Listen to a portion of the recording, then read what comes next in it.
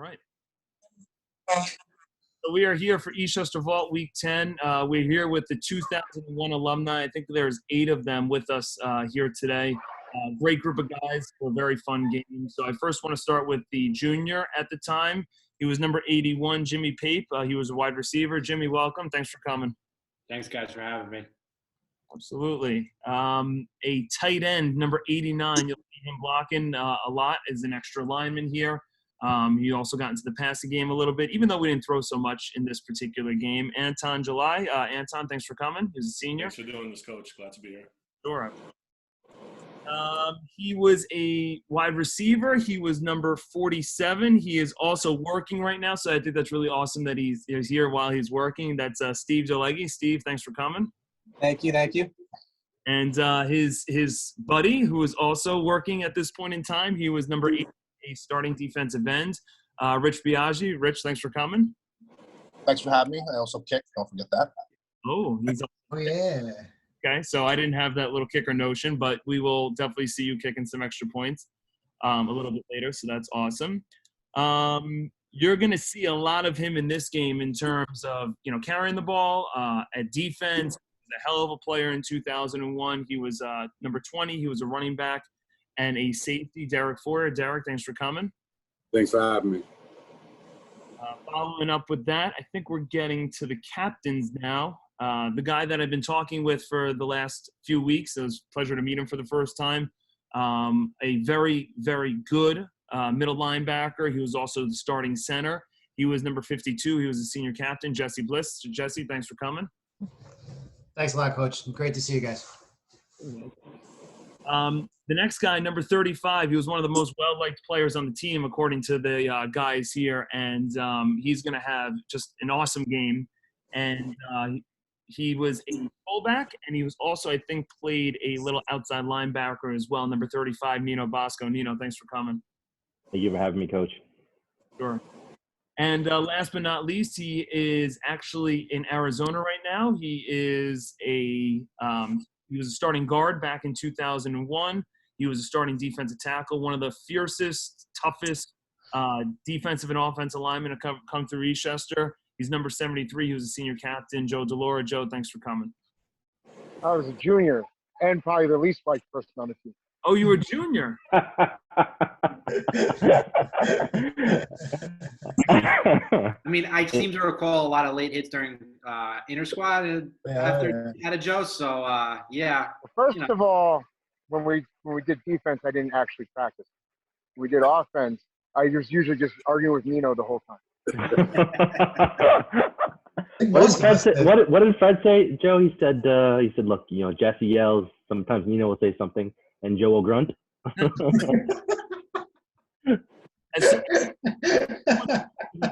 Football program as a player and as a coach, I was telling this to Jesse, Joe, that every story I heard of Joe Delaura ended up with something along the lines of, and then Joe laid this person out. So your reputation. The only time Joe laid me out was when Coach made us run 40-yard dashes side by side, and he pushed me against the lockers.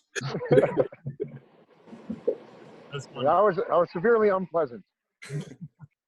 It got worse when I went to college. Where'd you end up playing? St. Lawrence? Yeah. Okay.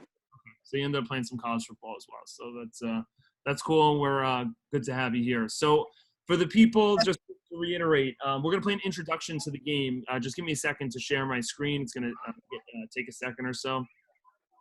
What I will definitely say is that this introduction is the longest introduction I've ever done, so please don't fall asleep on me. But I think it's very important for us to really get ourselves back into how big of a moment and how big of a game this was. So I try and do as well as I can as someone who was only, 11 years old at this point in time. So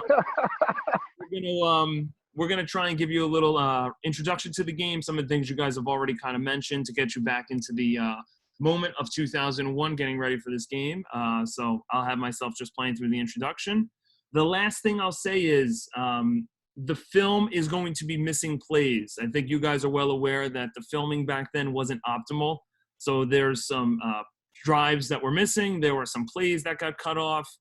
There was maybe an interception that was missed. So anything that was missed, we apologize, but hopefully you guys can fill in the details of a situation that gets missed. So I'm going to play the introduction. Just try and keep yourself muted, and at the end, we can add or discuss anything in the introduction. Welcome to Eastchester Vault Week 10. So we're going back to the year 2001 where the Eastchester Eagles are facing off versus the Nanuet Golden Knights in the last regular season game. It's essentially a game to get in the playoffs, so a win and get in scenario for both teams. Both teams come in with a 4-2 record. But this game goes well beyond just, win and get in regular season game to get into the playoff scenario. There's a lot more background to this game that we have to kind of make you all aware of. The first thing you have to kind of notice is it's the year 2001, and this game was originally slated to be played, I believe, on September 15th, 2001. Now, anyone from America understands that on September 11th, 2001, we had the terrorist attacks, and this forced this game to be moved.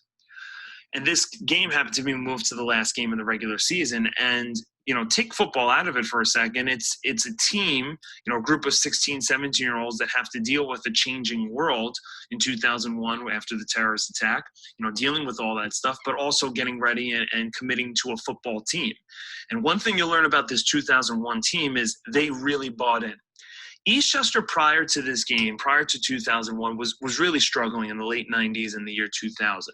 They had really not had a very successful season in a while now, and you can kind of sense the program maybe going down a little downward trajectory. But if you talk to any of the 2001 players, they would say that this team, more than any team that they've been around, really bought into what the coaches, what Coach Fred DiCarlo and the new coaches, Coach Mayer and Coach Joe, were really selling, and it starts to really show. What is also amazing about this game is this was a game, kind of a revenge game from last year. Nanuet was a sectional finalist last year, and they played Eastchester at their homecoming, at Eastchester's homecoming in the year 2000, and Nanuet just destroyed Eastchester. They won 34-0. And that left a lot of the juniors who are now seniors, left a really bad taste in their mouth getting ready for this particular season. And they see they have an opportunity to not only get revenge, but, go into the playoffs. So it's a very, good situation to be set up right here. With all that being said, Coach Fred DiCarlo in 2001, his third year as the head coach, if you ask him about this game, he says this is the game that put Eastchester on the map. Eastchester would go on in the 2000s to have very successful seasons, 2003, 2005, 2006, 7, 8, 9. They had very good years throughout the 2000s, and this was the game that kind of put Eastchester, as he would say, on the map. Any Eastchester football player, fan, alumni, anyone dealing with Eastchester football should be very interested and should be excited to watch this game, because without this game, you maybe don't have the success that you had in the 2000s. And this was a team that had a lot of different talent. We should mention in the beginning of the season, Eastchester does get off to an 0-1 start, and they're going to move their starting quarterback, Derek Feuer. They're going to move him to running back, and it's going to make a huge difference going forward, as Derek Feuer is going to be one of the more talented ball carriers Eastchester is ever going to have. After that 0-1 start, Eastchester is going to win, go to 1-1, and then they're going to find themselves facing Harrison, who eventually beats them pretty good to force Eastchester to 1-2. And Harrison was a very good team with a #1 seed in the playoffs, so it wasn't a bad loss, but put Eastchester in a hole 1-2. But they're going to then rattle off 3 straight victories, and they're going to find themselves in a position to go 4-2 and find themselves in a position to eventually maybe even get into the playoffs. Now, there's a third team that's a part of all this, Tappan Zee. Tappan Zee, Eastchester lost to week 1, but now they're sitting with an opportunity to, if Eastchester wins this game, to win a 3-way tie to get into the final playoff spot. And what's amazing about this game is the game's going to literally come down to the final moments, and if Eastchester doesn't put in a late touchdown, there's going to be a little problem with the tiebreaker. So we'll definitely keep an eye on that going forward. Eastchester's offense has a lot of talent at this point in time. They will start sophomore Jerry Cesarini after game 1. Derek Feuer, the starting running back, is going to have a very big game. Fullback Nino Bosco is going to have a big game, and he's also going to pull off maybe one of the biggest runs in Eastchester history. I can't wait for everyone to see that one. A play that, if you were part of this team, is etched into their brains and their memories forever. So keep an eye on Nino Bosco. You'll meet Joe Delaura for the first time, one of the biggest, strongest, most physical players in Eastchester football history. I believe he was number 73. He was a senior captain. Keep a good eye out for him. Also, keep an eye out for Jesse Bliss. He was the starting center. And also, as Coach Fred would say, one of the best linebackers, if not the best linebacker he's ever coached, number 52. He was also a senior captain along with Nino Bosco, number 35. So this is a very talented team. You'll also see sophomore Mike Bresnicki making a play on both offensive and defensive lines. We know he has a very big 2003 season. And Eastchester's offense does a really good job in this game, but you have to be you will definitely notice their defense. Their defense led by Jesse Bliss, senior linebacker, Joe Delaura, Derek Feuer. These guys were very good defensive players. And you're going to see sacks. You're going to see interceptions. You're going to see a complete team effort. And this is one of the better defensive showings in one of the biggest games in Eastchester football history. So we'll see a very good defensive effort in this game. So this was a long introduction, in large part thanks to this being such a big game, and I think a game that all Eastchester football fans should know, because this, as Coach Fred said, put Eastchester on the map.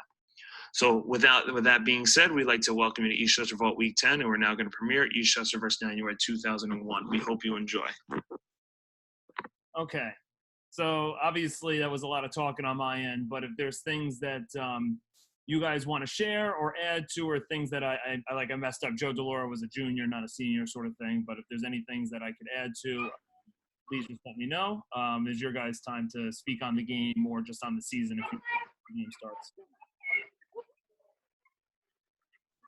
I think you really nailed it there. That was amazing. I think you underplayed how terrible we really were the 2 years before. I heard the late 90s wasn't exactly the glory days. That my freshman year, that 99 team, we didn't even have 20 guys. Yeah. Well, the thing I remember the most about this game is leading up to when we were originally supposed to play it on the week of 9/11.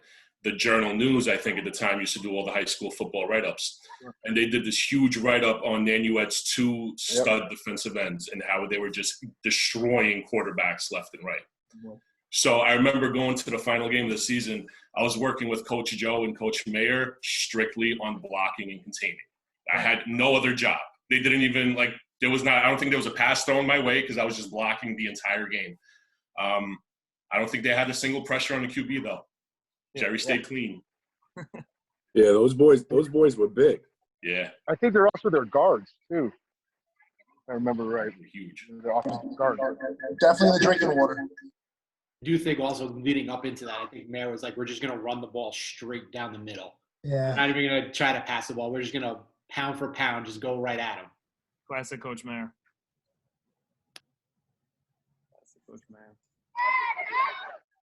All right, so anything else before we get the game going? So for the most part, the game will be muted until some of the bigger plays that happen. But if there's any, things that you want to talk about or if you can remember, please let me know. But we'll get started with it. So the game starts off real quick because there's a missed kick return. But you guys are starting off with the ball here. Getting the backfield into a I formation. And I think Nino gets the first carry.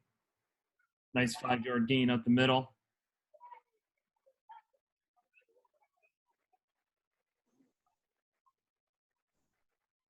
Derek's getting his first carry there. Nice couple first handoffs there. And I see what you guys are saying about their defensive ends. They are big. Yeah. You can see it.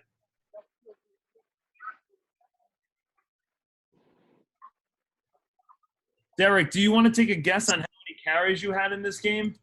I have no idea. I'd say about 17. I got you at 30. Wow. They just turn and give you the ball a lot. You take a beating, but it's amazing how consistent you are. Thank you. It's that line. So let's talk now, because this is sophomore Jerry Cesarini's first pass. What was it like playing under a sophomore as your quarterback? Usually most quarterbacks are, juniors or seniors in Eastchester, but this is a sophomore quarterback. So let's talk about him a little bit. For me, I played center, so I'll take this one, Joe. I was terrified every time he dropped back to pass. I thought, you know, if he gets hit, man, he is really going to get hurt. So I think on the line, we always made like a strong emphasis to try and protect him as much as possible because he was so little out there. Right. Yeah. And he really couldn't throw the ball real well. Like Derek was supposed to be the quarterback, but we had an offense that he didn't need to pass the ball, so it's a waste. Right. And then I think Rob Dente had more throwing touchdowns than anybody. He was a wide receiver because we ran that wide receiver screen pass. Gotcha. So yeah, Jerry didn't actually have to throw the ball until the following year when I broke my ankle in Edgemont. Right. And I came out and him and Billy DiGiulio, they had like just the two of them had like 200 yards in the air. Okay, so Billy DiGiulio in this game is a junior as well? Yes. Okay. So Yeah, I think so. I'm mixing up. I thought Billy was a senior, like Joe was a senior, and I didn't know some of these guys were juniors. Okay. Interesting.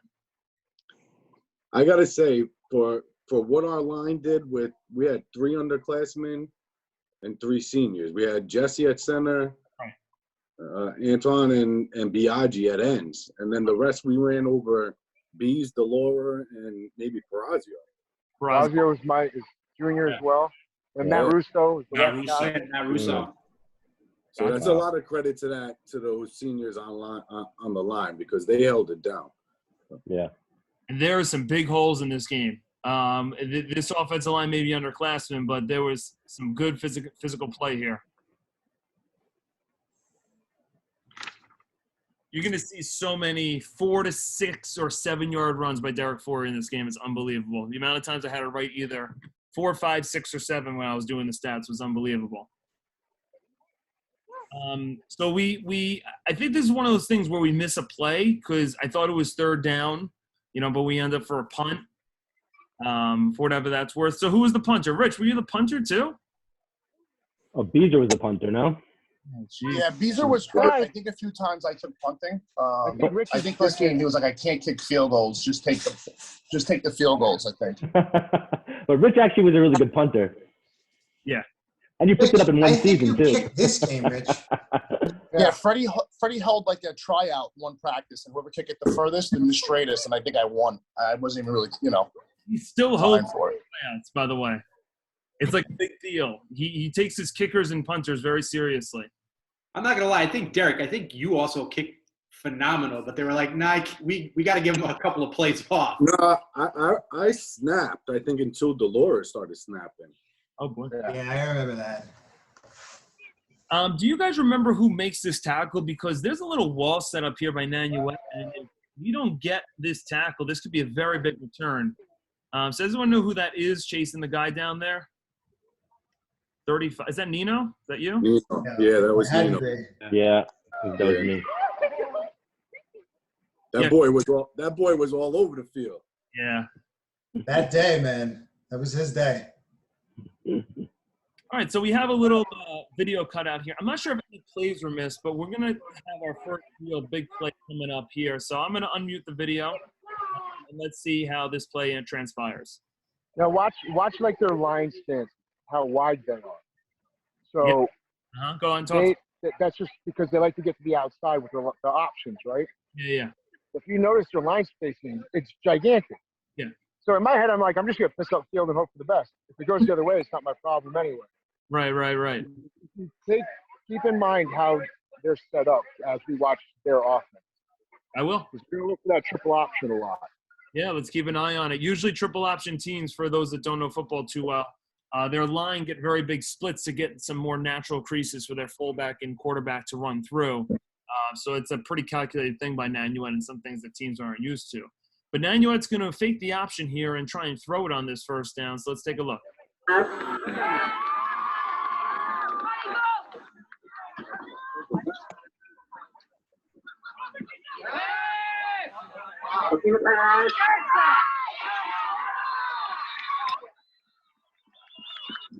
So the safety, Derek Feuer, you make a great play on it. Derek, that was it, Derek. That was the one. Yeah. I think there was one. Yeah. Great play coming back on. It looks like they get a little bit behind. They run a little corner route, but you're there for it. And intercepted. So do you remember this play at all? I know it's 20 years ago. Of course, we remember like it's yesterday, kid. Yeah, no, when me personally, I saw the ball in the air in my head. That was my ball. I always thought it. You know, as soon as I see the ball, I go to the ball, and there was nothing stopping me. You almost wrestled it away from your own teammate here. Who's the corner on this side? It's Dente. Yeah, I think that's 88, I think, right? Yeah. Yeah. Yep. And Billy was on the other. I think Billy was on the other side, wasn't he? Yes. Yeah, Billy was on the other side. Billy 17. Even if this is a really good pass, this is probably still knocked away, intercepted. The quarterback underthrows a little bit, but Derek's there, makes a good play. You almost look like a receiver on that play, and gets a big turnover after the punt we just had. Gets us the ball here in pretty good field position inside their territory. So after that, we try that famous buck inside handoff to Nino Bosco.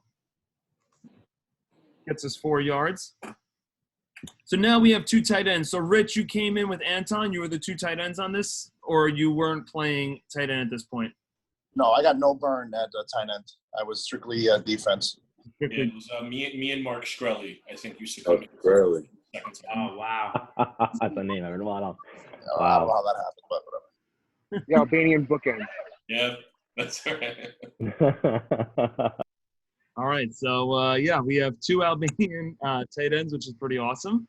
And let's see what we do in this double formation here. Hand off to Derek inside. Big block on the, I'm not sure if this is Anton or Shkreli or someone. Let's take a look here. Shkreli, that's it. Let's see. It looked like 87. Yeah.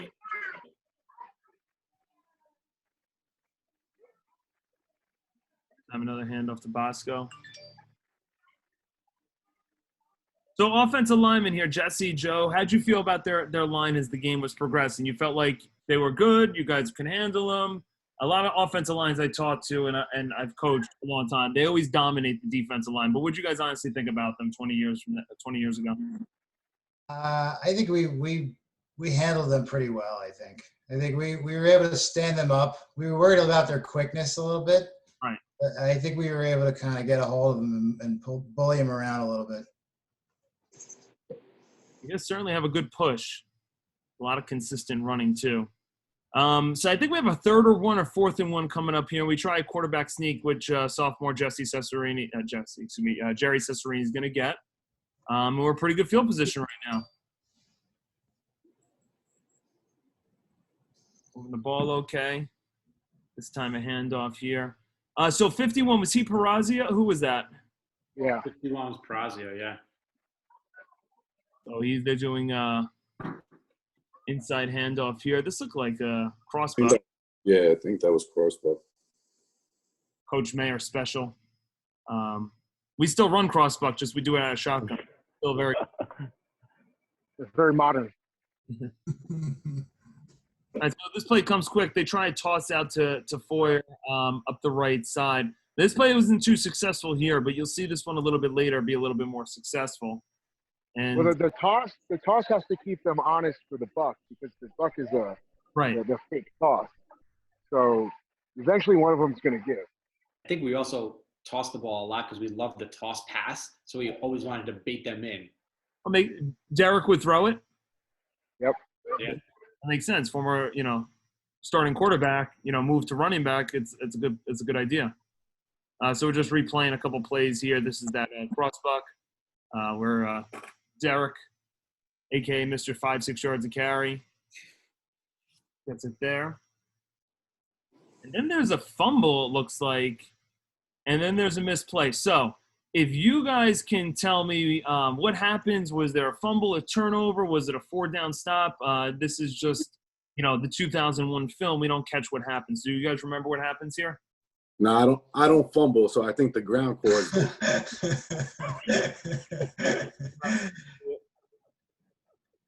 Yeah, the paper said a fumble happened, but I guess it must have happened in one of the scenes we missed. Can't trust journalism. No. So that's going to come quick here. So there's already a 2nd down. So we missed a 1st down play by Nanuet. But now you're going to see Jesse Bliss, 52, coming in with the big tackle. forcing a third down. Rich Biagi, if you could see yourself here, this is a pretty big play on a third down. So they're running the option a lot at you. Do you remember like how to prepare for this or like anything getting ready for this week? So it's probably a little bit of a different thing in terms of them reading you. Not really. I just kept my eye on the ball, and if anyone came close, I just tried shedding them, That was really it. Simple football. Well, you do a great job here. You shut off the block, help make the tackle, and the boys clean it up for a big third down stop. And I could tell with this defense, you guys flew to the ball because it seems like every time there's a handoff, there's like 6 of you there. The pile's going backwards. That was a big thing that year, was pushing the pile. Yeah, Josh, you were telling me in years past, the pile was usually going the wrong way, but this year things changed. Yeah, I think that's kind of one of the things we always noticed when we would get like beaten in close games the year before. Like we lost a couple, big first downs because we just got knocked backwards sometimes. When the scrum was together, we always really didn't have the strength, and the guys would push us back. So this was like a big emphasis this year of gang tackling and just keep pushing until the whistle blows. Gotcha, understood. Okay, so let's take a look at this play here. Keep an eye on defensive tackle, Joe Delaura, 73.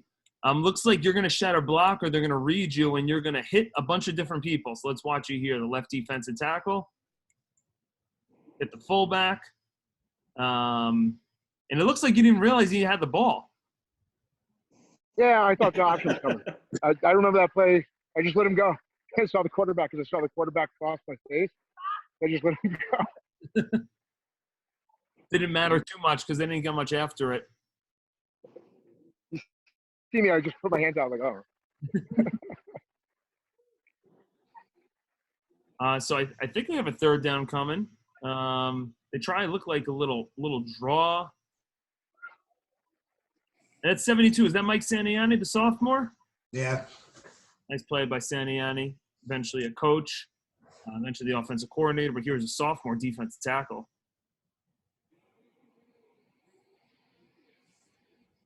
They even look like a pretty big run. Now they're trying to toss. Biagi doesn't make the tackle, but he slows him up pretty good. And Derek Feuer going nice and low. That boy was big. Legs out. Very nice.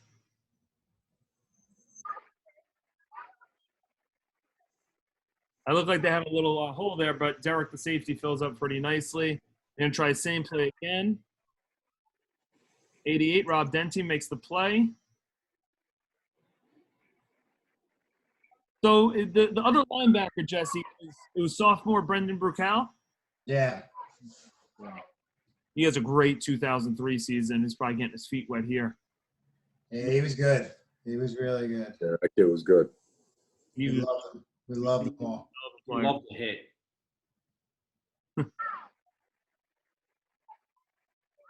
Great contain here. Good hustle by Brucal. Chase it down. That's what I mean about you guys, like on defense. I could tell you're a good defensive team because every time there's a little hole, there's 6 of you there. And I'm not sure who had the big hit there, but the pile was going backwards. Then an eventful punt return by Derek. Get to the outside now. And we have the ball back. Nice 5-yard run up the middle. Oh, a trips formation. If I know Coach Mayer, he's going to run buck. Let's see. Maybe I'm wrong. They ran cross buck. Another 5-yard run by Feuer.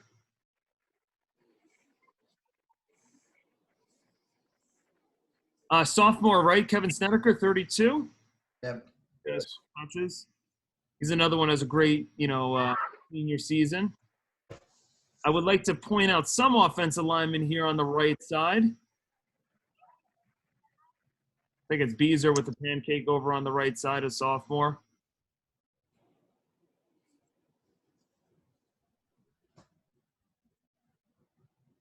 So this is the first time, Nino, we start to see your speed. So you're a fullback, obviously a little bit physical, but you had a little gear to you that many fullbacks don't. So would you say you were more physical or more fast when you played?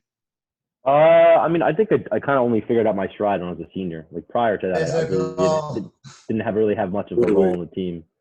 Okay.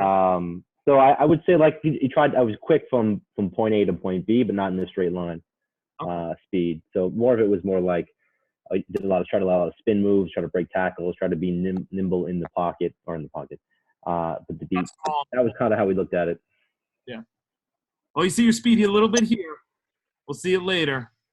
And a breakthrough for a nice 11-yard run on a quick dive and off. I wonder what happened if I did that today. I probably would tear an ACL again if I did this. Okay. We all get it. Got a good view here. So it's tough to say. Derek probably has close to 10 carries already. We'll run up the middle, 5-yard gain again. That D end was huge. Look at him. Which number? 58? Yeah. Yeah. He's a man amongst boys. But you know what? Is that Nino? Nino gets him. Yeah, somebody blew him up. Good pad level. Also, our pads are a lot larger than they probably should have been for us. Yeah, the 2000s, the 90s. Right? Those pads are really wide. So the plays come quick, unfortunately. So sometimes it's very tough to follow. We try and, go back and help out. Our filmer, Vince Forte, great guy, good guy, but sometimes was very quick with the filming. So we'll some of these plays really come much quick. It seems like this drive, Coach Mayer's found something on the right side. Joe, you were the right guard here? Yeah. And Beezer was the right tackle? Yes, sir. I know you guys are underclassmen, but that's a pretty good 1-2 punch. And, Anton as well helping out on some of these. He's getting a lot to the right.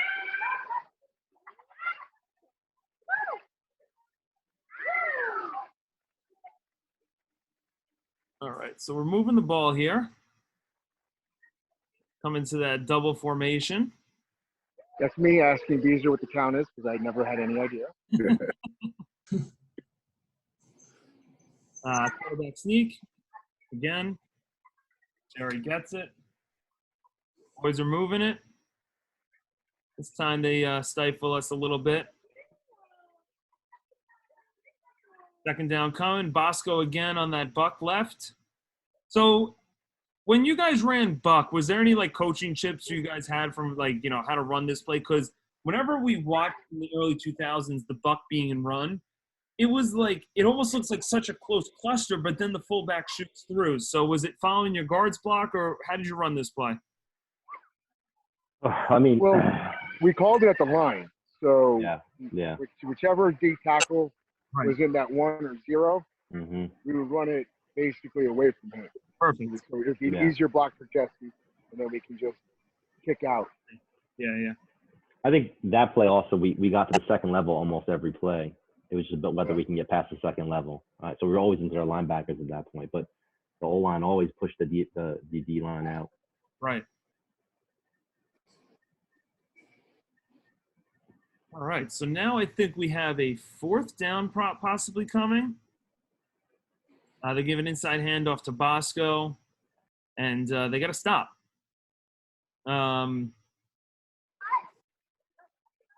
Seems like they just had that big 56 come off the line, and it looked like a triple option, but I don't think Jerry ever pulled the ball. Jerry was no, right? We didn't really have option. Wasn't really the offense at all at this point. Especially the 2 years before, we were a wing team. Gotcha. But most of these guys didn't even have to deal with that. So I don't think it was a real option. Gotcha. So this is a 4th down stop. Nanuet gets the ball back, and they're going to go to their option plays. Joe Delaura with the big tackle here. So now it's like a cat and mouse game. So just to give you some background, Joe, when I played at Eastchester, when I was a senior, we ran a mix between the triple option and the power off and power I, like you guys are running, Coach Mayer stuff. Then when I was a coach, my first 5-6 years, we ran the triple option. So I know all about how tough if you get a defensive tackle like yourself, reading him can be. Because here the quarterback misreads it, probably should have been a give, and you come across and tackle the play here. And if I'm not mistaken, this play was called midline. So any things that you remember about running this play? Because Nanuet used to run this play all the time, this midline where the quarterback would pull it and run up the middle.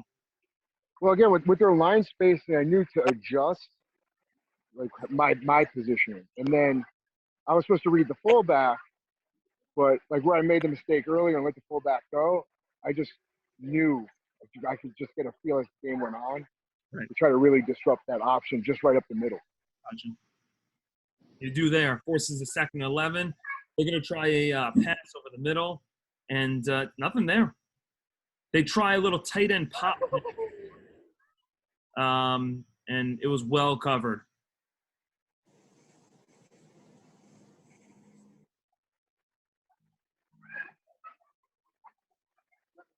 And they try a 3rd down inside handoff, and Jesse Bliss not letting them go anywhere there.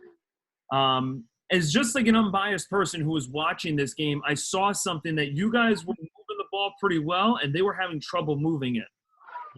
So was this a little surprising for you guys? Because I know Rich talked about how they were heavy favorites coming into this game. Were you guys surprised at this point to be almost controlling the line of scrimmage, or was it something you guys kind of expected at this point? I'll say from my aspect, we went into that game hot. Like nobody counted us in all year, and then when we got to that game, we still weren't counted in. I know our D line, the way we played defensively, one person hit you, the other 10 are hitting you. So we weren't surprised at all.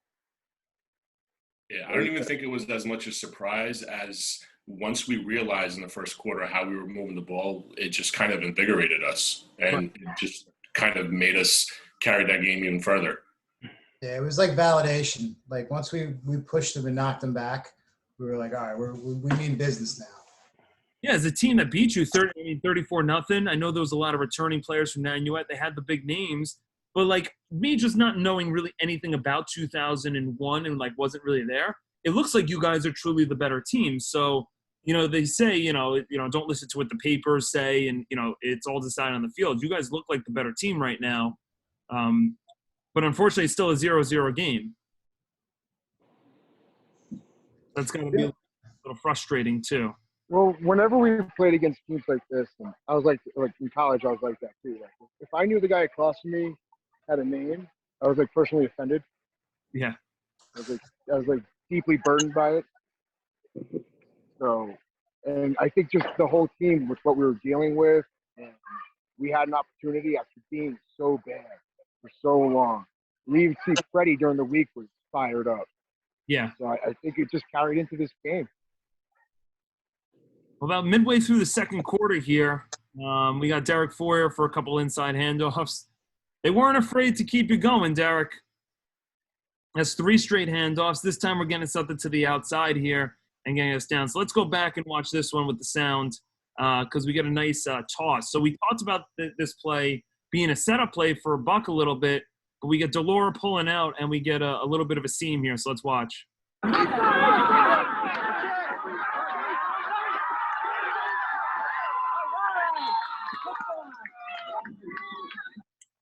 Definitely want to shout out, Bosco and Delaura with some big blocks. But do you know the receiver at the bottom of the screen here? Is this Dilegge by any chance or Joe Dente? Because he has a huge block on this play. Tough to see. It comes really quick. It was Dente. It looks like where he's standing. It sounds like it looks like Dente. Wearing the red shirt, I think, too, right? Yeah. Yeah. That was him. Yep. You can tell by the red long sleeve. For a team that throws for a team that runs the ball a lot, and we've had a lot of Eastchester teams that do that, it's easy for a receiver to kind of check out of the game, but that's a big block there, getting us down to the 8-yard line. Well, if you don't block, you don't participate at all. Then. Yeah. Just getting in a good stance. All right, so first down and goal coming. Try handoff to Derek. Good positive play on first down. Gets us a 2nd and goal at the 5. Same play again. Derek for another 2. And then Coach Mayer decides to throw the ball here. So we're going to have an happen. They're going to try and run a little bootleg. And Jerry ends up getting sacked and almost fumbling. They bring a big blitz and they cover it out to the flats there. It looks like they were trying to hit Bosco into the flats there, and Jerry couldn't get it out. And this sets up a 4th down. Now, we're about to run a play that I was not surprised that worked, but Jesse was talking about how this is like the only time you guys ran this play that it like ever worked or something. So do you guys want to talk about this? Because we're about to have our first big play. I'll say that I was really nervous walking to the line, knowing that this is what we had at 4th and goal, and it had been a tough game. I wasn't nervous with Derek getting the ball. I was nervous that just something was going to go wrong, and I was wrong. So Coach Mayer saw, I guess, a big blitz from Nanuet on that 3rd down and decided to dial up a screen here. Put the ball in Jerry Cesarini, the sophomore's hands. A very easy pass, but I shouldn't say an easy pass. A very short pass, but not an easy pass to complete. But watch how this is executed here. It's going to come quick, so we'll get it going for Eastchester's first touchdown. A big play on 4th down.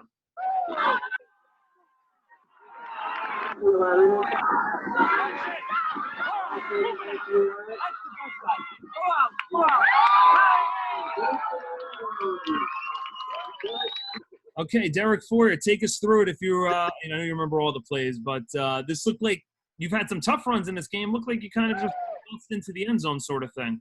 Yeah, I mean, I have Joe, Jesse, Bees.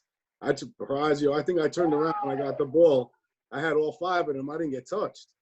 It was like a walk in the park, but they laid everyone out. I mean, look at that hole. Yeah. I followed, look at them, 4 or 5 of them. Bees, pancake, Joe, pancake.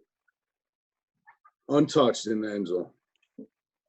This is, a great, execution of a play. Jerry throws this really quick. He has that big 34 or whoever it was, 55 bearing down. He completes it, and, we get the first touchdown here. And gives us an opportunity to take the lead before halftime. Now, this is funny because I was telling this to Jesse, not to bore you with this. When I was a sophomore, we played Nanuet at their first game. And we were struggling scoring the first half, and Coach Mayer called the same play on 4th down for Kevin Murphy. We just did it to the right, and we got a 20-yard touchdown. So it seems like this is a good play call versus Nanuet because we ran the exact same play, waggle screen, for a touchdown just 4 years later. So I found that funny when I watched. Was Coach Conklin still in charge? Absolutely. At that point? Sure. Running the same offense. In fact, I remember preparing for that game when we played in the first game when I was a sophomore, just hearing about this 2001 team and your game plan of stopping them. We just did the same thing. We won by the same score, 20-0. So I found that interesting. Okay. So this is, I'm not sure if you guys remember this, a huge return for Nanuet. And then the film's going to go a little wish-washy. So let's take a look here.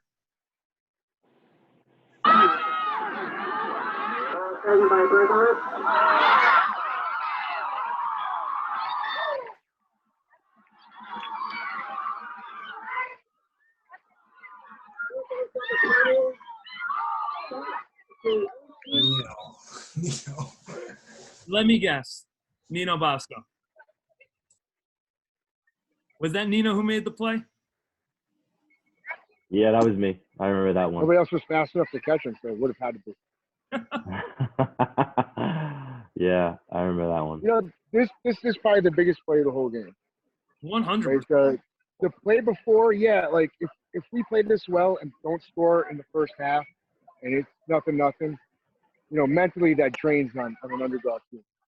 And then for us to score, and then for them to come right back with a return like this, that puts us right back into that spotlight. Well, Now what do we do? We did all the this, momentum goes to them. Yeah. and even if the game's tied, it's not really tied. Right. Nino, talk to us, bud, because it looks like I could see you here fighting off just a bunch of blockers and chasing it down. You must have been really, really fast. I mean, I'd like to think I was. I probably wasn't that fast, but on tape it looked like maybe I'm running a 4.7, but it's probably not that. Okay. No, I think for that season we were a lot about effort, right? We didn't give up, regardless of where we were going. We knew like this is big for us. It was win or go home. So right. I think everyone came in with that mentality of like you have to do, you got to figure it out. It was a great example of what effort really does, because like he didn't play football his whole life, coming into high school. Like he learned how to play, and it was just all effort. And if you ever see him try to like skip during the warm-ups, it wasn't athleticism that got him there either. It was just as hard as he could work to possibly be good, and it paid off. True. It's true. This is a touchdown. You guys remember trying to watch Nino try to skip? I learned the senior how to skip. He liked to keep his feet on the ground. Let's just put it that way. Yeah. Okay. Joe, how do you remember this? You have a memory like that. How do you remember all these things? I remember the craziest stuff, man. So then we don't know what happens. There's going to be I kept this in just to prove I didn't cut film from you guys. So if you can tell me what happens, they have the ball inside the 20. It looks like there's either a turnover, an interception, or a 4 and out or something. So if you guys remember before halftime, please fill us in, because I'm not exactly sure what happens here. I think it was either Derek or Billy picked it off in the end zone. Yeah. Was it Billy? I know Billy has one later. I don't know if he has two this. So then it was Derek that I think Derek had 2 this game. So. Yeah. Derek, do you remember? I don't remember which one it was, but one of them had 2. Okay. Yeah, I don't remember. Okay. Now this had to be you, because I remember you. I remember you intercepted the ball in the end zone. Then it was Billy that did it at the end of the game to end it. Yeah. Because then they try to pass all the time at the end of the game. Yeah, I remember that. So we don't see what happens. We're just going to see some fences and some sky here. But Nino Bosco chasing down that would be a touchdown. The game should be tied 7-7. And then Derek Feuer getting a second interception of the game. Up until this point has, been just a great defensive effort from you guys. And obviously their one big play on special teams, you guys were able to keep them out of the end zone. So I'm sure we're getting a little bit dizzy here. I just kept it in just to prove it to you. We should get out of it just now. And there we go. Jerry Cesarini has the ball. And I think Nino Bosco's running it, or Derek's running it. And I would love to know what exactly happened, but this is where we are right now. So there's not too much time left here in the second quarter. You guys got the big stop you needed before halftime. And it looks like we're just going to try and protect the ball a little bit. And we have this fumble. This damn was the fumble. Not your fault, Derek. No, it was that one's on me. I say this a lot. Hopefully my running backs, I'm a running backs, quarterbacks coach, along with coaching the offense. Hopefully they never hear me say this. If you have 30 catches in the game, you're probably going to let one go. No, you should never let it go. You take a pounding, and it's like they kind of rolled over. So here we go again. Inside the 30, Eastchester put in a difficult situation, and you guys answer the bell. So let's watch. They try and pass here. They try a fade route. And we have an interception. That's the junior, Billy DiGiulio? Yes. Yeah. What a great answer. I mean, the kid just kind of threw it up there like a prayer. He was hoping for something. You got it.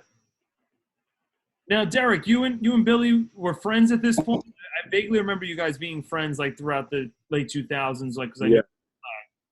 Yes, we grew up together. Beautiful.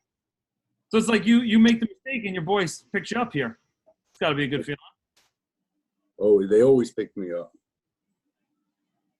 Big interception here. Gets the ball right back for Eastchester. And we're going to take a knee. I'm going to make sure that doesn't happen. Again, we get the ball coming out into halftime, and it comes quick.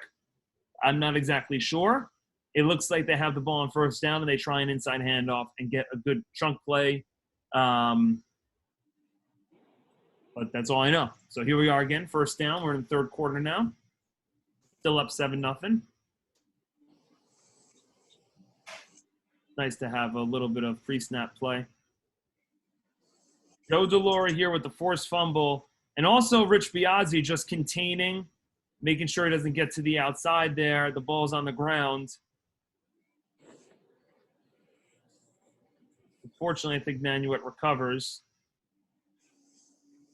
I think defensively, we were just like, do your job. Just focus on your one key all week. I said before that every story I've heard of Joe Delaura, it's him laying someone out, and the quarterback definitely felt that one. You're a nice guy too, picking him up. Good football there. And then we get the Shoelaces, the fence. I remember this. This was every film. Up until I was like maybe a sophomore or junior. Every film I ever saw, there was always that. I remember Derek used to yell at Freddie for letting that guy tape these games. that's because on Monday. Like, fire him already. Fire that guy. That's because on Mondays the only thing he would have is us making mistakes. Yeah. We'd be getting screamed at. We remember big plays in the game. We were like, where the hell is that on the tape? I get the missed blocks and the fumbles and all that stuff. They try a waggle here. Beezer's trying to chase it down, and they're able to run out of bounds. Now, I know Nanuet as a running team. The fact they're throwing so much against you, I think, says a lot about what they thought of your defensive front seven, or front eight, I guess you would call it. Because they're throwing a lot. Nanuet doesn't usually throw this much. We were getting pressure on almost every play. Even if it was just a run. And right. I love this from Beezer. So this is going to be a little thing that happens here. I'm sure you guys were taught to just hit the quarterback every play. And when we teach triple option or defending the option, we teach the same thing. But, like, the kids don't do it. It's like they just don't hit. But, like, every time the quarterback didn't have the ball, you hit the quarterback. So I want you to watch here. Beezer is going to hit the quarterback even though he doesn't have the ball. What we don't see on screen is a fumble. The fullback fumbles it, and someone recovers it. Do you guys remember who or how or who recovered it or who forced it? Remember. Let's see. I can't remember. I don't know. I know we all did. Blue on that side. Oh, sorry, I went back to. It might have been Dilegge, no? I see him on that side there. Was it wasn't Lou on that side? Was he the outside guy? Yeah, Lou played outside linebacker on that side. That might have been him. Lou, who? I'm sorry. Campanelli. Campanelli. Oh, cool, Campanelli. Okay. We got a turnover. We're not exactly sure how. We saw the quarterback getting hit, but this is a fumble that we get. Now we are getting a handoff to the sophomore, Kevin Snedeker. Not much room there. Time a handoff to Derek. So we got a third down coming. And we decide to hand it off again. And going to be just short. And we're going to get a punt. Now this looks like, is this Rich punting now?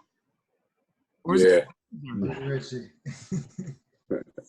They look like they block it a little bit. They got some of it, I think. So potentially big change of events there. Jesus, Nino. Tackle for loss for Bosco. We were amped at that point. Yeah, we weren't going to lose at that point. We came out at halftime though, like yeah, we were. Fred used to give really good halftime speeches. Do you remember this particular one? Anything he said? I remember what he said the night before. We used to do the pasta dinners on Fridays, and I remember he took us into the gym and he said, "Look, guys, if you're, for your seniors especially, you don't get many times to play football after high school. Some of you may go to college and play, but there weren't really any D1 athletes besides Beezer. But for the most part, the better of you guys will not play football again after the season. So I think for us, he kind of nailed it in our heads, like, hey, look, like, make some memories for yourself. Like, take some time to, like, show up, make sure you know that, you may not have opportunities like this again. And I think that for us, I think everyone came ready to say, okay, like, we're going to make some memories for ourselves. And here we are. 100%. I mean, you guys did. It's very clear. So they're going to try pass again over the middle. This play. I was all conference 3 times in college, in case anybody was. Modest of you, Joe. So modest. All right. Trying to draw off sides. They're going to try and roll out this time. And coverage is there. Looks like Derek was there. Forcing a punt. I mean, you watch all their pass plays, their quarterback looks super uncomfortable dropping back. His feet never get set. They just don't do it enough. He's never comfortable taking the drop back. They were never a passing team. They're still not a passing team. They're still a running team. Yeah. Sure, you had nothing to do with his fear, Joe. He helped him up the last time he hit him. He was like, come on, guy, I got you. You also made the newspaper on this one, didn't you? Yes. Is this the newspaper one where he's like this over the guy? Oh, yeah. We'll see it. Legendary photo. All right, so we're doing a Coach Mayer shift here. Mix. Yeah, mix. Anton going to the other side. Didn't work. Tip your cap. I mean, they are big. I mean, they really are. I mean, these defensive teams are no joke. I don't think that's the difference. I feel like that's the difference. Even for the year that after we graduated, I don't know if any of you guys went to any games, but everyone matched up. I want to say years after us. When we were playing, we were the smallest. We were the smallest kids. After they came off the bus, they were like, "Is this your modified team?" We were always the small. We used to add 10 pounds and probably 5 inches to our stat sheet. Remember that? You'd write down. You'd be like, "Oh, yeah, okay, we're gonna add 10 pounds to that." Yeah, you're 5'11", 200. No, you're not. I never had to lie about my weight. The height every time. That's funny. Don't forget, man. When we were playing, we went up against Sam Aldonado, that kid Dimmy, Jarvis. We had some pretty big guys run up against us, Sammy Maldonado, I just saw. I talked to him still. He plays flag football. I played with him. They did a ranking for Ohio State, the top 10 recruits of the last 30 years, and he was ranked number 9. Wow. He graduated high school second all time in high school career rushing yards. That was the first game I got to start defense when I was a freshman. You're kidding. It was terrible. Both our offensive tackles were 6'4", 300-something pounds. I was 14 years old. That's true. But it only could get easier from there, I guess you could say. Yeah, because we played Sleepy Hollow later that year, and Trevor Gimme. Oh, God. Our game was 50-0. Some people say he's just as good, seriously. Yeah, he was. I think he was better. He was probably better. He probably had more skills. Right. Different bag of skills. Gimme was just so athletic. He put that foot in the ground, and guys would just fall over. Trevor can run through you and drag you and still be faster than everybody. It's terrible that he played for Sleepy Hollow. If you played for Harrison, no doubt breaks all the records. Yeah. If he was at a bigger school with more guys around him, he had a good career in Hofstra too. Yeah, he did. Here's the beautiful guy. This guy. Oh my Lord. I don't even know what to say. I guess just don't want to go too far ahead here. He was an elderly gentleman who was helping us out. He knew how to throw a curveball, though. Let me tell you. Oh, absolutely. Yeah, he was a good baseball guy. So all of a sudden, it's 4th down. So take that for what it's worth. And there's a punt. And they have the ball back. So let's just pretend like that all happened. And Nanuet has the ball again. They come in an unbalanced formation, it looks like, or at least a tight end wing, and they run to the weak side. And there's Beezer. I mean, this poor quarterback. I know he hands it off. I know they get like 5 yards. This is taking a toll on 10. I don't care what you say. And then their fullback falls down. That's not good for them. Oh. He did not want to have that ball. This is a very Rich. This is again. You talked about you like the strafe, the throw off here. This is a good one. Throw the guy off, make the tackle. Big third down stop.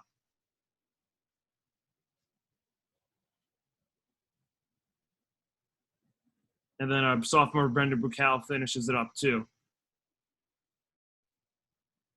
So then they punt on 4th down. Big hop, but ends up going back for a touchback here. Still in the third quarter. Get the sophomore, Kevin Snedeker, up the middle.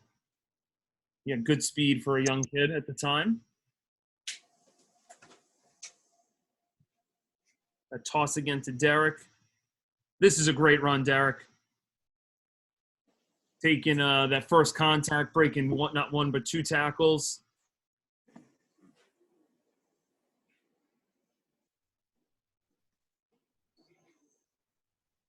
Second and 2 coming. Back to Snedeker. Good push by the offensive line. As big as they are, you guys are getting that push, even up that right side again. Derek, how would you describe yourself? I asked Nino, how would you describe yourself as a runner? Because I feel like, not to gas you up a little, it seems like you got a little bit of shiftiness, a little speed, but a little physical toughness too. It looked like you put your head down and just run through people here. Yeah, I wouldn't say shifty. I had 2 left feet, so I just like to run straight and hit. But I was pretty much a downhill runner. Derek was probably the most athletic guy at the school at the time. Yeah. Like, just naturally capable. So a lot of it is just give him the ball and he just goes. That's all natural. It's not thought out. It's just him having a feel and instinct. This is Coach Mayer's not favorite play, but this is the first play I remember learning when I was on the team. ISO. Just block out, block in, fullback, just goes through and just downhill football. And Nino gets a good little hit on someone here. I don't know if he knocked over. You pop someone. Yeah, I think he caught that inside linebacker. Oh, he got someone good. You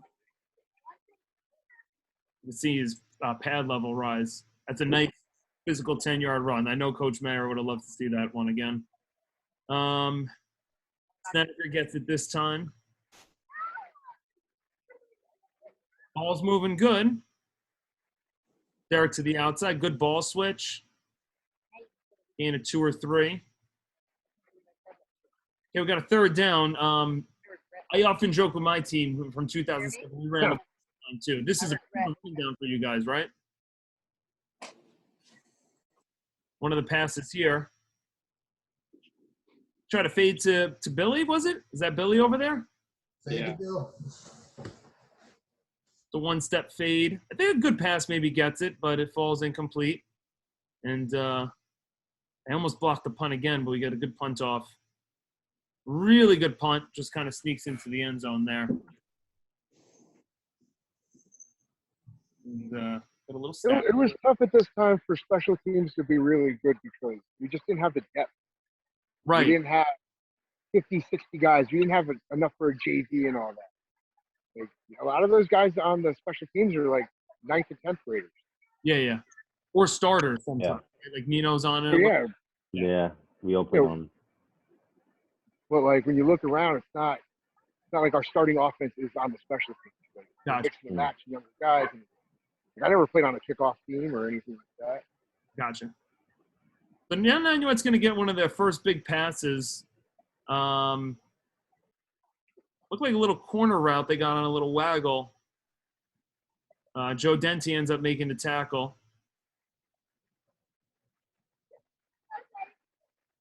And then go to the option. Really nice play there. Let's see who that was.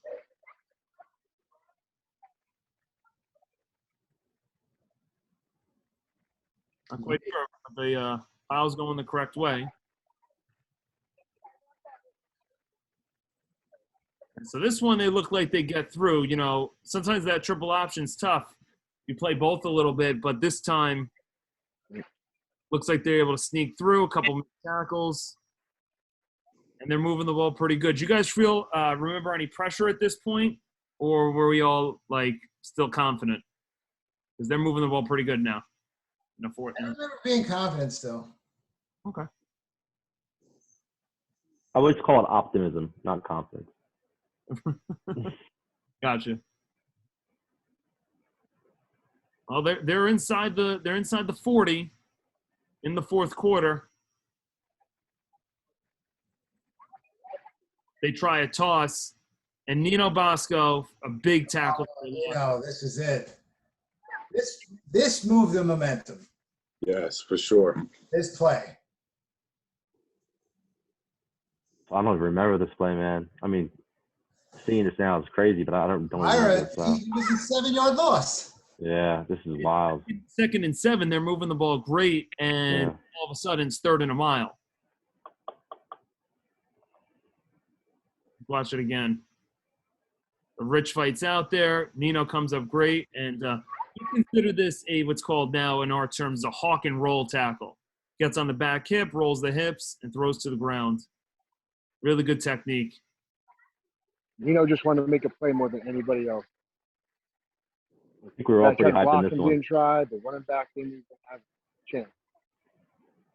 Now, I could tell – this is great pressure by the D-line, so shout out to you guys. But I could tell all the hits on the quarterback may be taking its toll because he throws this ball with happy feet and no one around. Just watch. I know there's good pressure, but I think it's all the hitting you guys have done before that. I mean, I guess you could say it was to 34. It's just like, please get out of here and don't hit me sort of thing. All his weight's on his back leg, and he's just, like, throwing it. Yeah, like he's like, just don't hit me. And forces a 4th and long, and they decide to punt, which is interesting because they were inside of the 38. I guess they weren't feeling too confident for a 4th down play. And I think we should, I don't know, leave it up to you guys. Do you want to talk about this play before, or would you like to just watch it and then discuss it? What do you guys want to do? I'll talk about this play, and then I want Nino to talk about this play, obviously. But for me, this was like the moment of validation that we finally punched through. This meant for Nino to do this. It was like we all did it. Like we wanted it to happen to him. He pulled this off, and you just couldn't knock us down after this. We finally broke through with this run. I think I remember the size of the hole. You'll see it was wide open, right? So it was just about getting past the second level, getting to the second I level. saw that the other day. You're welcome. Yeah, and making a move. So like, I think what you're saying is definitely true, right? It was like the whole lot of us to make this happen. But yeah, I think we kind of had a feeling like, okay, we can do this. We felt pretty confident like after the first quarter that this is our game to lose. And I think just like everything is just make a play. And I think we just figured it out. Yeah. So before I play, I'm looking at my stat sheet here and I see so many 5s, 6s, 7s, right? And it's I equate it to a boxing match in some plates. You're gashing them. You're hitting them with these little jabs, and then you finally, break through. So we're about to watch one of the biggest runs in Eastchester history. So let's watch. Enjoy.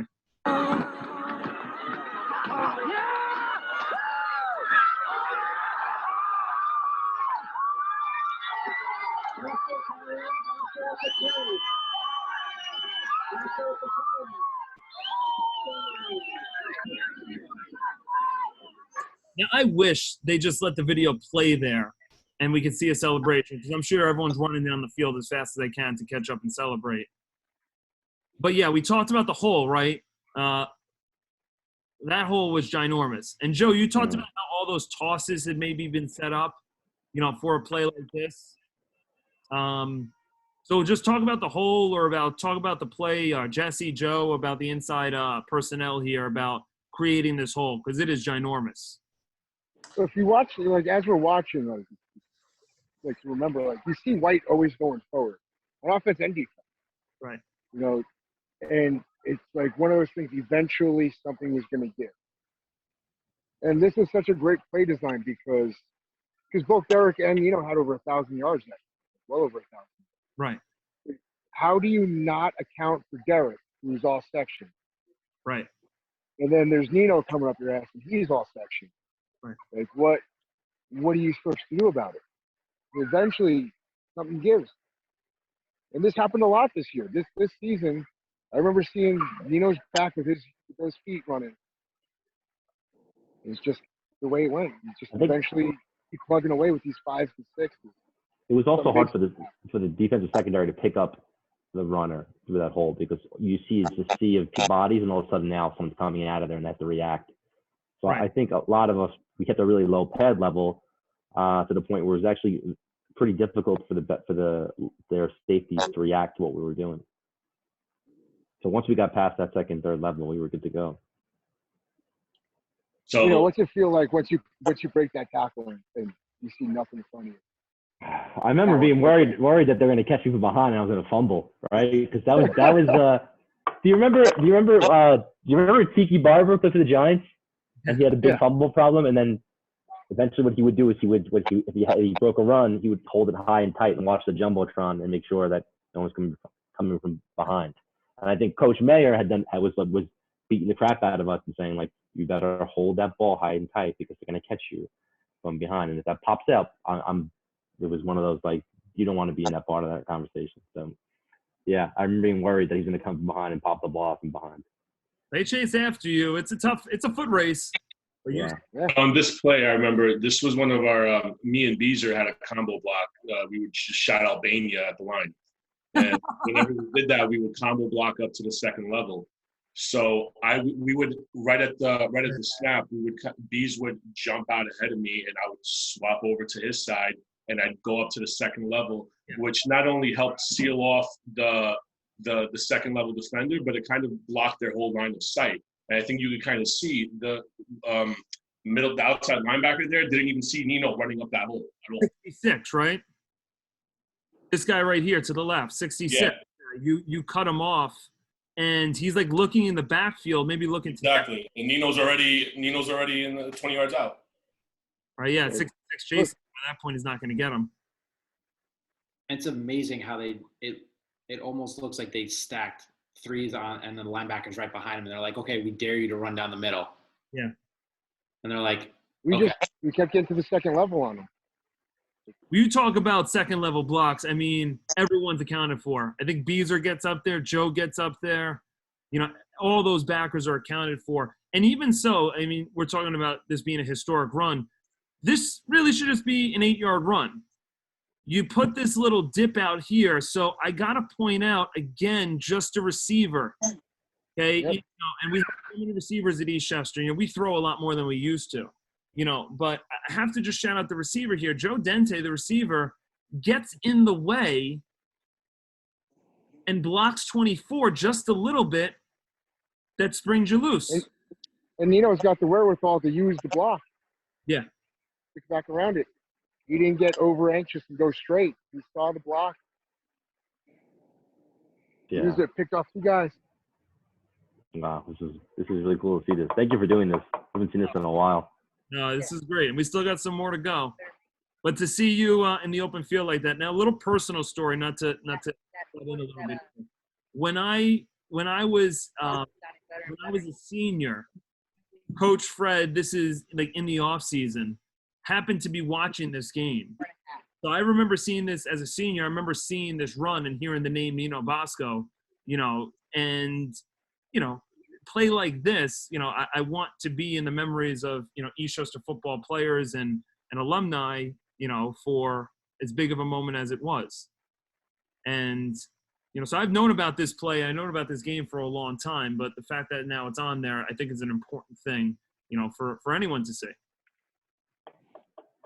It really was. It felt like a generational moment. Like, I just remember watching him run into the end zone and no one caught him. And I was like, man, we made it. Almost disbelief, right?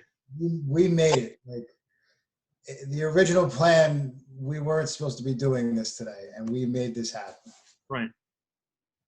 Yeah, I think the prior 2 seasons we were 0-7 and 1-7, I think, right? I think we were 3 and I think we won 1 game my freshman year, 2 games my sophomore year. Yeah. So I think, like, for us, I feel like this group really bought into the system. But I think generally everyone really liked each other, which was also a big part of it. It's hard to get a group of guys together. You don't have to necessarily be best friends, but I think everyone respected each other. I think that was really important. And for us, like, knowing that if you make a block, one of those guys is going to take advantage of it. Yeah. It just builds your confidence, and you just want to, run through people because you make that one block, and it's going to be a big play. It's going to be 6, 7, 8 yards every play. As a lineman, it gets you excited. You guys are so consistent this game, and the fact that you broke a 90-yard run isn't surprising just watching how you guys have controlled the line of scrimmage, but I'm sure it felt like a huge, sigh of relief in some ways. Now, I think it's important to mention, Nanuet's still a very good team. You guys are up 14-0, but they put up 34 on you guys last year, so they have the capabilities of coming back. But now I have to ask, were you guys aware of the tiebreaker situation with Tap and Z? Because this gets real interesting right now, because my understanding is if you don't win by 20, you don't make the playoffs. And I don't know if this was known at the time, so if you guys could just explain that would be very good. No, we didn't know that at all. We knew it was either win or get in. I'm sure if we found out if we won 19-0 that 20 was a mark and we didn't get in, we would have been tight. Yeah. But we didn't. I mean, as far as I'm concerned, I had no idea there was a number to it. Yeah, I don't think. Yeah, we didn't going into. We didn't know. It was after the fact. Dom Stasiri came in and told us, they're like, "Look, guys, we just made it through." So every one of those touchdowns got you there. Win and you're in. That's all we kept saying. I don't think the coaches wanted to add that extra pressure to us in that game. Just go out there and play and win. We knew we had to win, so that's what the mindset was going in. We weren't worried about playing like a numbers game. It was like, let's beat them as badly as they beat us last year. Right. That's well said, because, I think with this day and age, 2021, like, all the kids, like, we try and hide stuff from the kids, like, in terms of, like, things like this, but they know, so it's almost like being in this generation you guys are in. You can maybe hide stuff or maybe not know certain things like this, but it works out. So it is what it is. Sometimes they know before we do. 100%. As a coach, right? Yeah, that's terrible. Yeah. So this time we got a pass here. Let's see who's giving pressure there. This poor number 10. Do you remember number 10's name? Brucal. Brendan Brucal with the pressure. You guys remember number 10's name from Nanuet? Brian Dunn. This poor guy. How do you remember that? Did you look it up? Is it in the paper? You looked it up, didn't you? You looked the stat sheet up, didn't you? Speaking of looking things up. All right, second down coming. Okay, so we'll talk. We'll watch this play, then talk to Joe, who makes a big play here.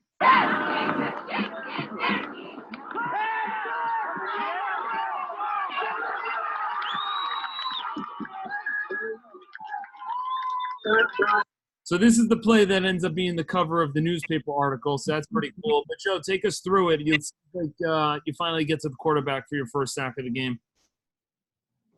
Well, in this part, we kind of know that they're throwing. So there's no more getting caught in the middle.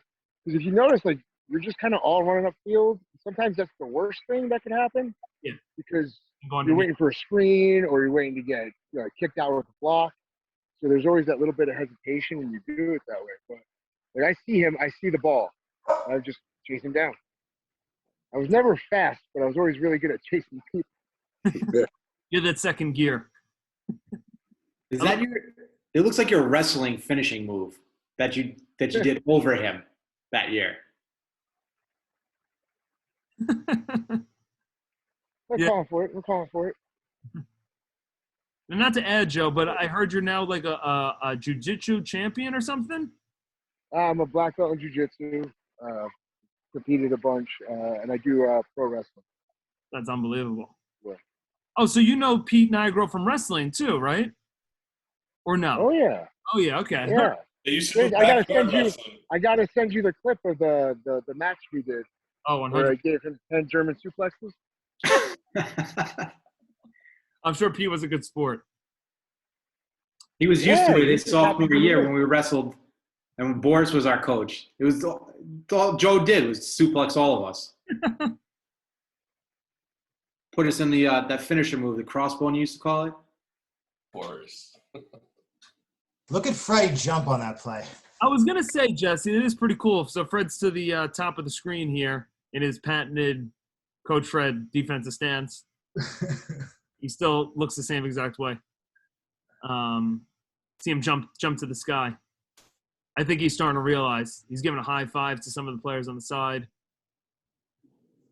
Third down, they try a little wheel route, just great pressure again. Really good pass. It ends up being incomplete. I don't know if it bobbled or dropped. He was out of bounds. Yeah. Out of bounds. But it looks like roughing the passer, maybe on Beezer. I can't tell. All I know is they have the ball in good field position all of a sudden. So That's what it was. Oh, you think I'm joking?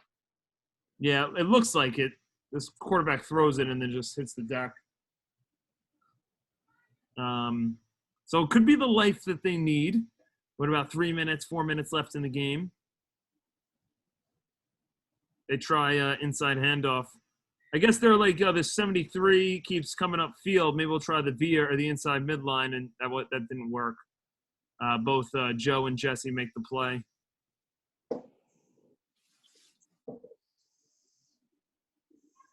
Pressure again. Quarterback throws, almost intercepted. 3rd down and 9. Pressure from Brucal. Rich Biagi, I think you end up, I don't know if we call it a sack, but definitely getting a hit on the quarterback there. This is like the best feeling for a D lineman, I'm sure, right, Rich and Joe? Just like, they're passing sort of thing. Yeah, you just hope he doesn't run past you. Right.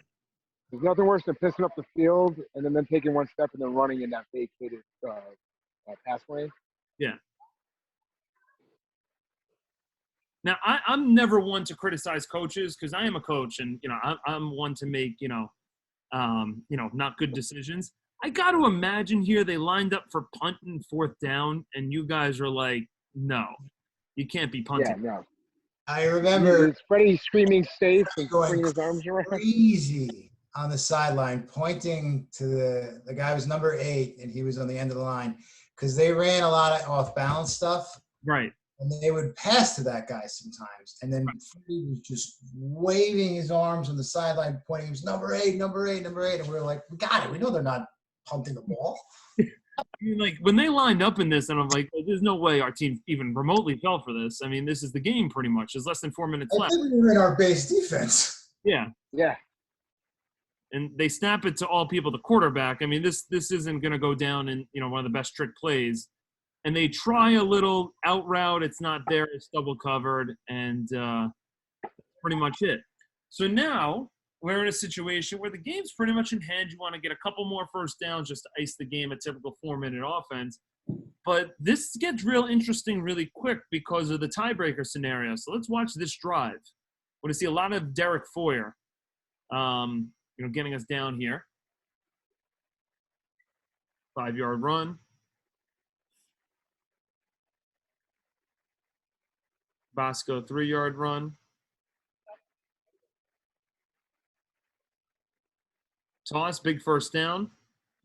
Now the game's pretty much over. Get another handoff to Bosco. Was that Anton lined up offside? Let's see. This play? Tight end. His arm was so long. He was reaching fast where I could have the ball in my hand. Anton, I play tight end too. I'd blame my right guard and right tackle because they got to be a little further back because I was tall like you. I get close sometimes as well.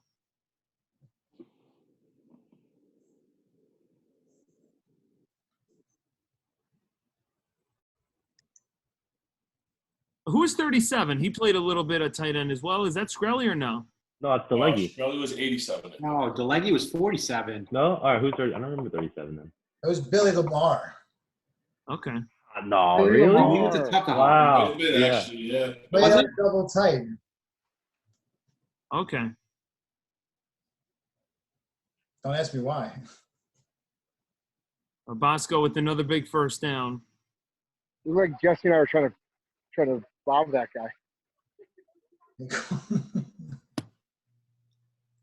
Derek up the middle. I think it's his 28th or 29th carry at this point. Do you remember being extra sore at the end of this game, Derek, or was this like typical for you at this point in time? 25, 30 carries. I mean, we ran a lot, but I was sore after every game. Right. We were 17. It wasn't sore. For real. There we go. Bosco going through again. And it's pretty much all but over. So now, as a coach, you're like, okay, the game's pretty much over. There's less than a minute and a half. Maybe we should just take a knee. The problem is if we do that, Eastchester football fans, we're not going to end up making the playoffs. Now, the boys don't know this, and I don't think Coach Fred even knows this, but it's a very good thing the next two plays are about to happen. So we go hand off to Bosco. He's on the 1. And then we decide, of all people, let's just get it to our sophomore, Jerry Cesarini, for a quarterback sneak to go in. And there's not a huge celebration because the game is over. And we have a missed kick with 44 seconds left. And, guys, that's all I have for the film. That's great. I remember before Jerry went into that touchdown, like before we got set, I turned to him and I said, whatever you do, just follow Joe. Follow Joe into the end zone. We'll make this fancy. Just right. Yeah, it's a quarterback. He follows the right guard, not the center, Jesse. You're right. Yes. I told him not to follow me. I would get mad if like he ever went anywhere but to me.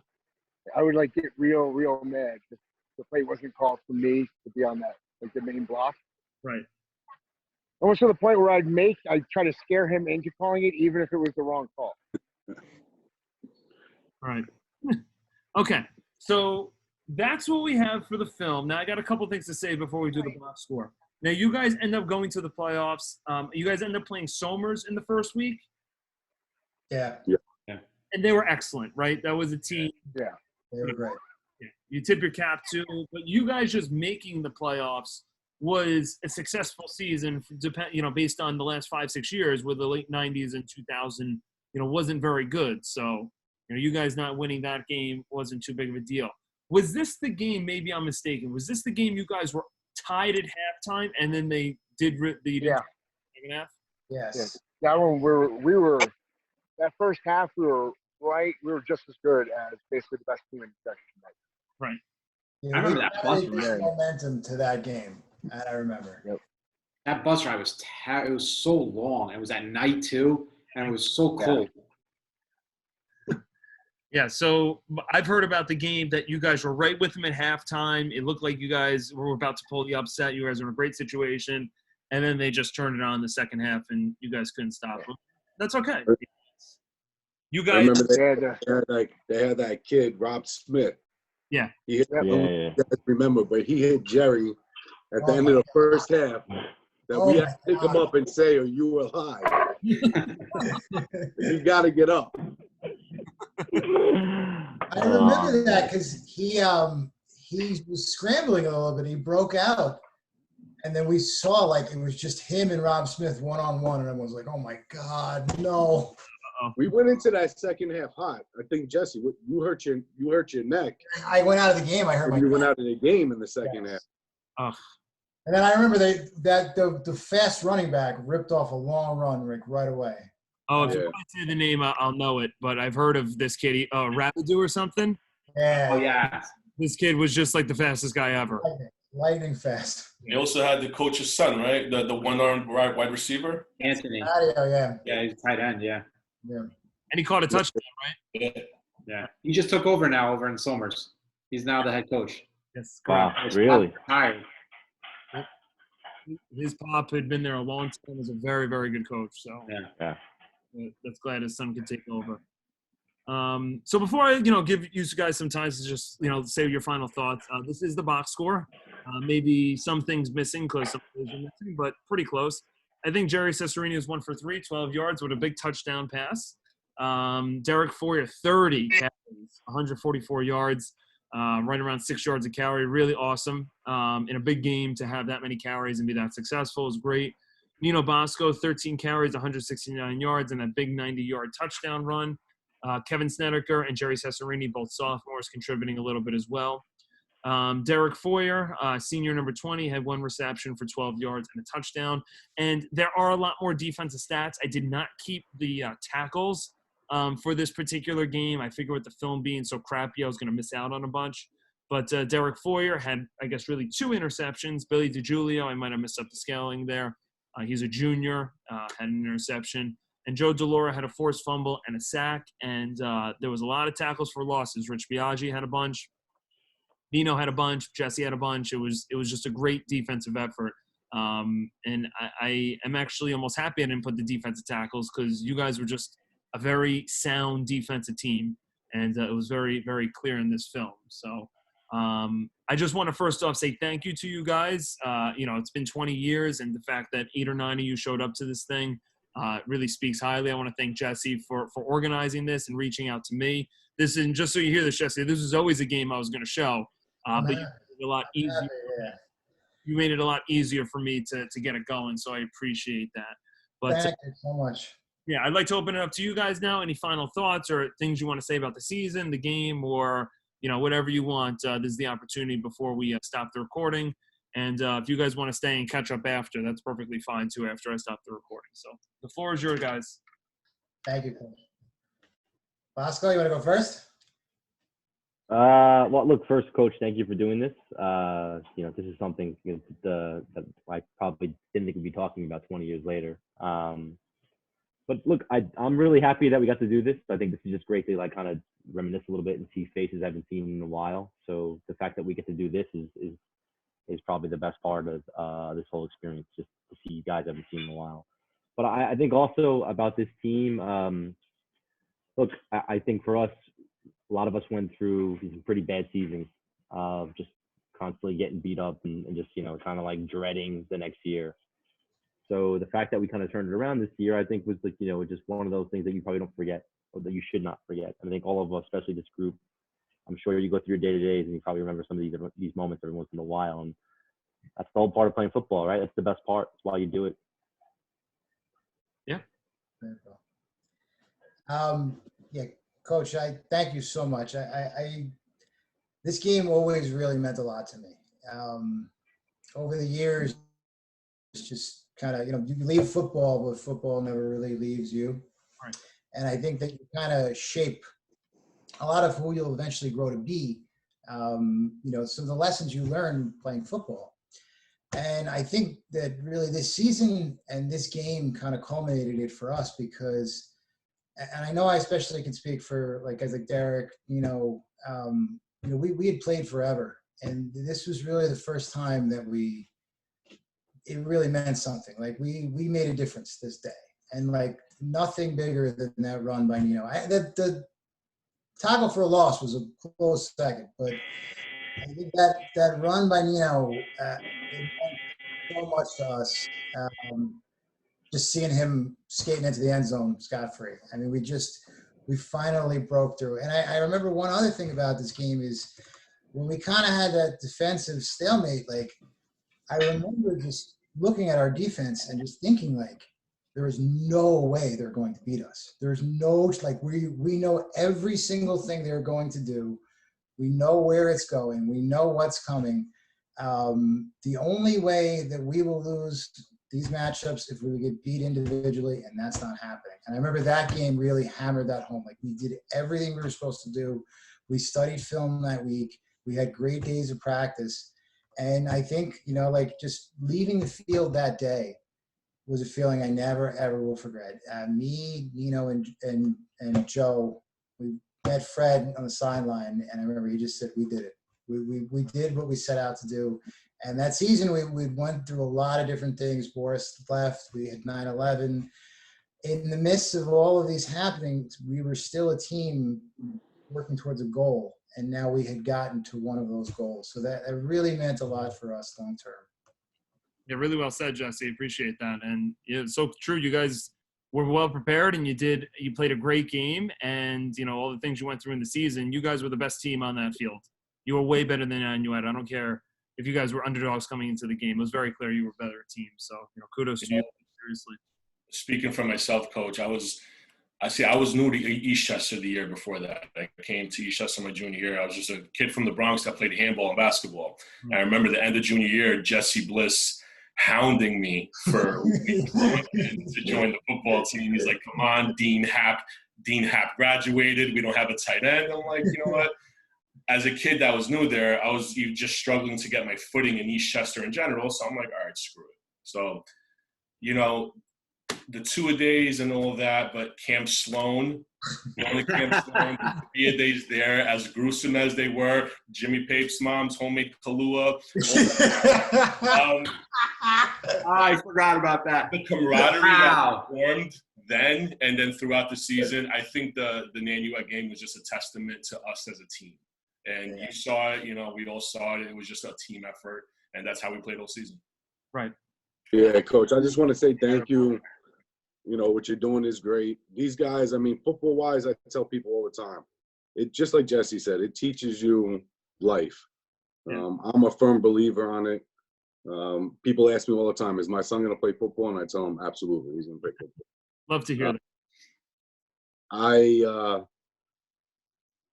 These guys will be, I don't have to see them for 20 years. I haven't seen, you know, almost 3 of them, almost one, besides when my wife gave birth to my son a couple of months ago. I see Jesse, but these guys will always be family to me.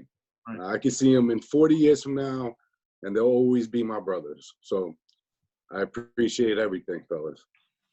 Likewise, brother. Really, really well said, Derek. The most devastating part of our season was when Jesse got hurt after the Harrison game, I think, and he was laid up in the hospital. Yeah. And we all rushed over there to see him. That was another thing that year. Like, I spent like a couple days in the hospital in the middle of the season. Yo, was it an injury or you got sick? Yeah, no, I had compartment syndrome in my leg, and it was homecoming. It was a homecoming. It was Harrison game, yeah. And I think it was Poland. Was it Poland? Yeah, it was Poland. Maybe Poland, yeah. Yeah. We went to the hospital after. Yes. The hospital. Came to the hospital. We signed the ball and brought it to you. Yes. That was an experience like no other, man, because it was like the beginning of the times of cell phones. And my dad was at the game, and he just I was sitting next to a hospital phone, and he kept calling me and telling me every update, like every series, what had happened. And I just remember when he finally said that we kneeled on it, I was so relieved. And then, like, 20 minutes later, you guys showed up at the hospital, the entire team. Yeah. Oh, my God. Yeah, that was a lot of fun.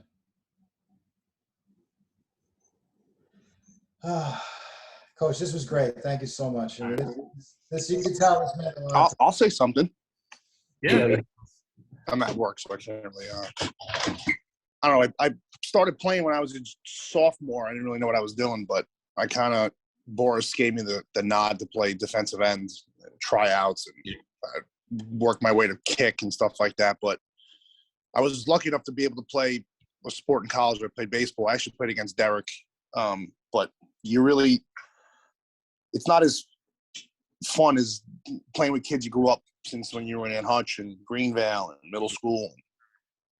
I just it was just good times. I just remember that game as like just being like the game that you'll always remember, because between the one from the year before when they just embarrassed us and Right. getting off that bus, we were just like, oh, here we go. But you could just tell like right away we were just stuffing them and holding them and pushing them back. And Nino just ran, Derek, and just a workhorse.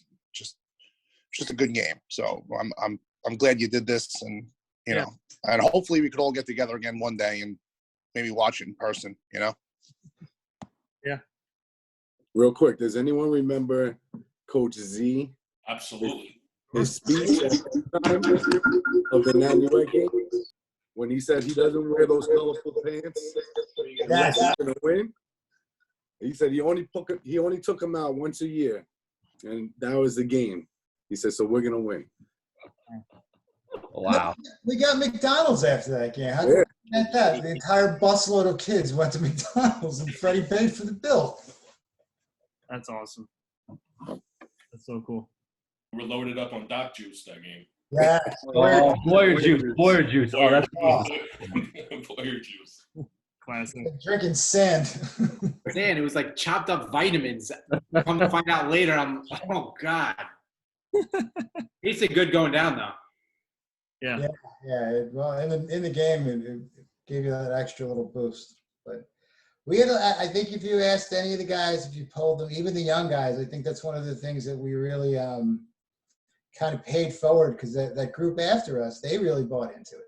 And it became a big part of their lives as it was ours. And, our kind of the foundation, I'd say, that we laid, those guys bought into that, and those guys brought it to the next level. And then that was kind of one of the things that we wanted to do, was build a program here. And I think Nino and I really, put a lot of effort into that. And, we tried to organize practices and stuff like that. But like, you need that kind of generational step for the younger guys to buy in. And they were a big part of this team too. So they really had a big impact. And Derek, I remember one thing, just you and Snedeker made each other so much better.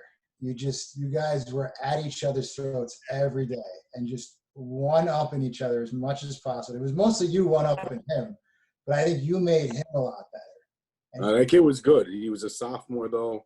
Yep. And he was the little man coming in, and we pushed each other. Pretty quick. Yeah, absolutely. But I remember you guys just getting after each other, and that developed. That paid off. I gotta say, though, that scout, on Tuesdays, scout defense, where you had Snedeker, or even scout offense, you had all the underclassmen, and they prepared us very, very well for the Saturday.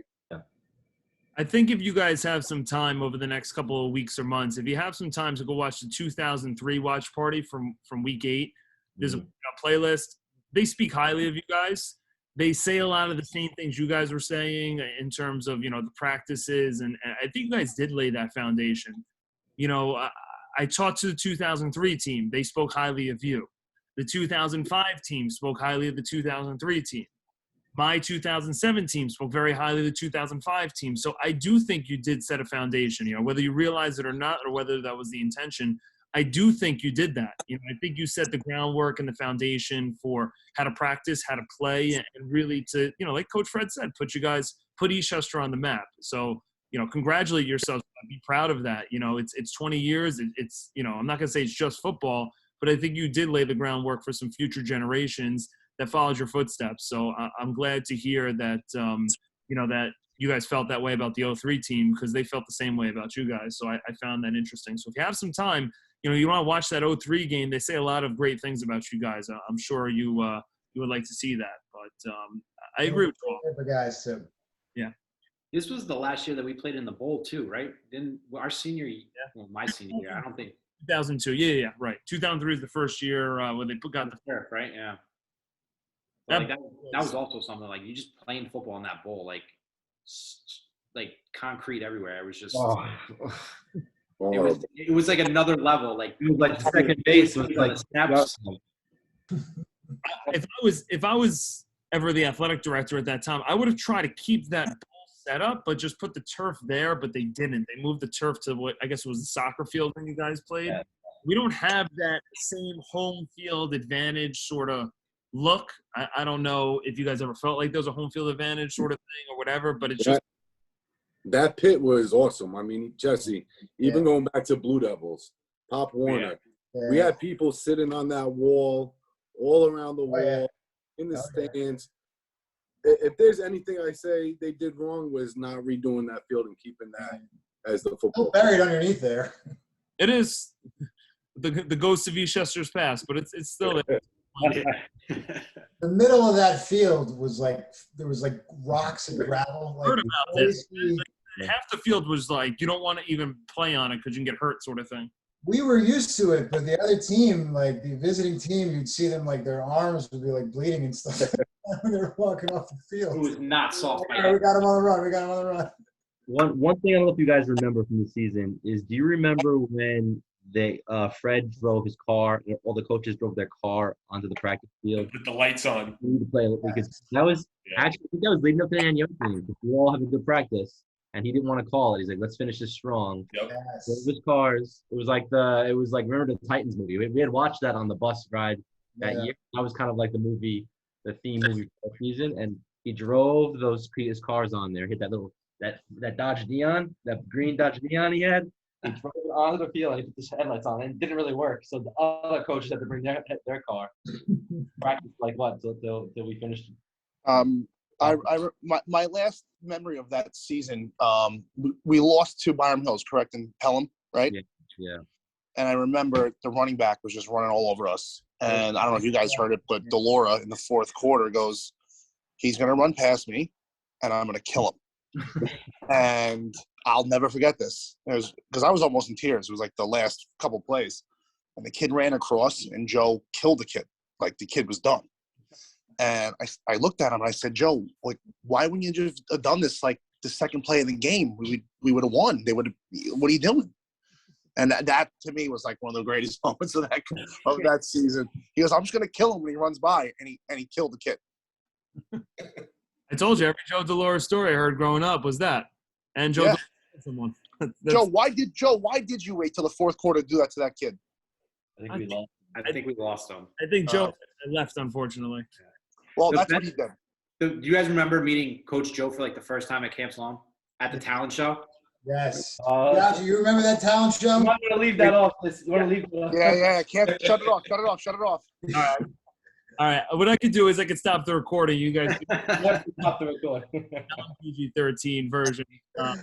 But I want to thank this group for coming on, this 2001 team. This was a really fun game. I'm going to try and push this for all the younger generations to really and be a part of. But I appreciate you all coming on. This is more just a general announcement for the people that are watching. So we're doing 2 more weeks of Eastchester Vaults, week 11, week 12. And then we're going to stop and we're going to get ready for our own season. And then we'll come back next year and maybe another 12 weeks of games. So it's possible we'll see the 2001 team again. If there's a second game you guys really like or you want me to try and dig up and find, we can maybe try this again next year. But I'll talk to Jesse, or you guys can text Jesse, and we can maybe try this again next year. But I want to thank you guys for coming on. This was a really good time, and it seems like a lot of you guys are really good people. So it's great to officially meet you. Thank you, Coach. Absolutely. Thank you so much, Coach. You're doing a great thing. Thanks, Coach. Doing great. Appreciate it. You're welcome. All right. Recording's going to stop, so you guys